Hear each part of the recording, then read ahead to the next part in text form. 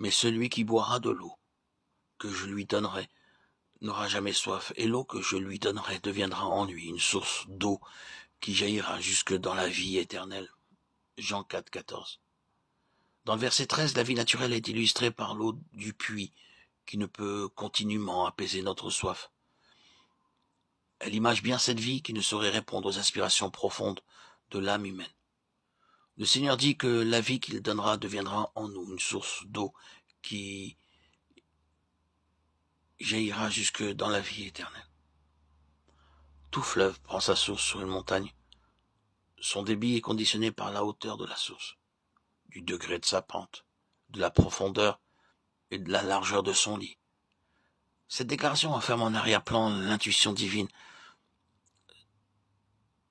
L'intention divine est de faire de l'homme le miroir de Dieu, pour que lui, le Créateur, trouve dans sa créature ce qu'il est en lui-même. La divinité mise à part, bien évidemment. Dieu ne sera jamais satisfait par le seul fait de venir en nous. Son dessein est de nous constituer d'après lui-même. En utilisant la métaphore de l'eau devenant une source, il attire notre attention sur la nécessité que nous occupions spirituellement une position élevée. Nous abordons ici l'une des questions les plus difficiles parce qu'elle touche au désordre intérieur dans la constitution de l'homme et explique cette activité débordante des croyants dans le service de Dieu et l'état d'une immaturité évidente. Cet aspect dans l'homme a déjà fait l'objet de plusieurs écrits.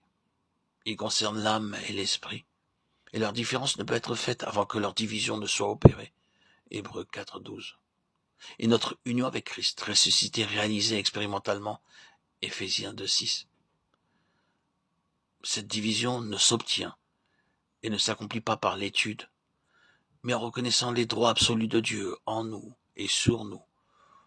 Nous introduisons ainsi la croix, puissance de Dieu, pour les établir par le Saint-Esprit afin de faire de l'esprit l'organe du service. Romains 1, 9.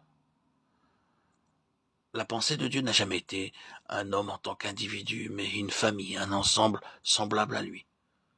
Cette aspiration est confirmée par « Faisons l'homme à notre image, selon notre ressemblance » Genèse 1, 26. Dieu créa l'homme à son image, il créa l'homme et la femme, Genèse 1, 27. Et Dieu tira la femme de l'homme, Genèse 2, 21, 22, qui est une image de l'Église tirée de la mort de Christ. Pourquoi donc cette vie est-elle en nous?